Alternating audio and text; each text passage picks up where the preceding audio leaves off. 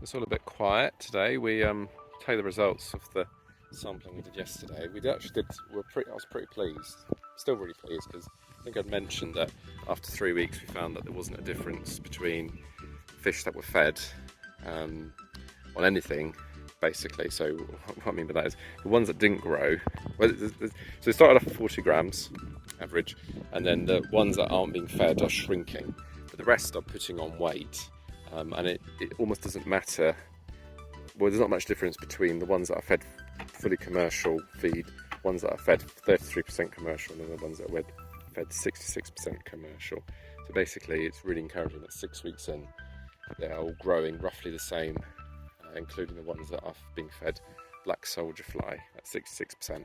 So that's great for us because it means that we can actually reduce the feed, which is what we're trying to do. But you can see, look, they're not eating it. But that's probably because they had a shock of their lives yesterday. So they all got taken out, put into a bucket and weighed and then put back in. So it just means that they're stressed out, they don't really want to eat. So yeah, really good news for us. Pleased with that. We've just been talking as well about stocking.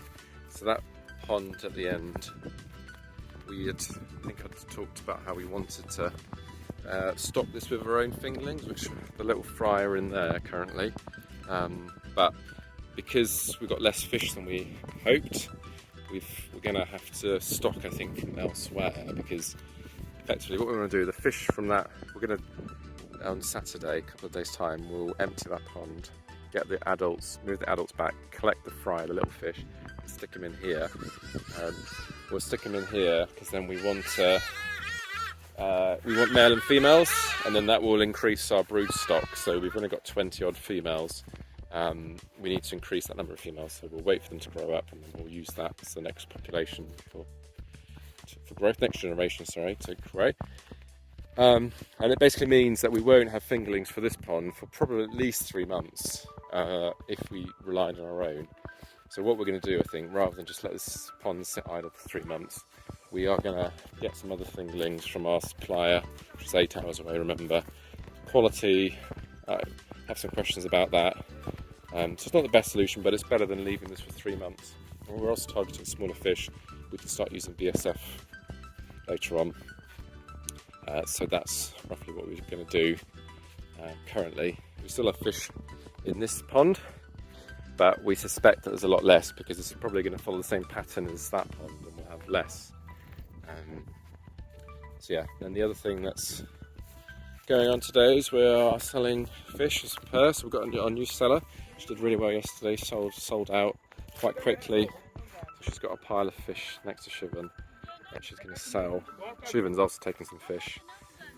And this is the fish with the fry that we haven't seen that much, but there's only 20 breeding females in here, so it's unlikely you'd see them. So once we drain it, we'll be able to see what's going on, and then we'll rekindle the hatchery side.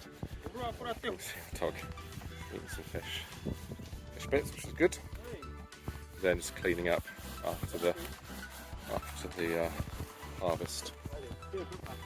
Right, we're off to a very exciting place in a moment. We're going to get the car. Oh, this is our sales lady arriving. That's good timing, isn't it? She's arriving to pick up our fish and sell them. But we're actually, because we're going to run out of fish soon, we are going to go to another farmer this afternoon and harvest his fish. I'm very excited about that because that's a big part of what we're trying to do. This is Sylvia with a basket of fish and the border man who's going to take her. So yeah, another person that we're giving a wage to, which is great, and I'm really excited about this afternoon. So I'll catch you some footage of that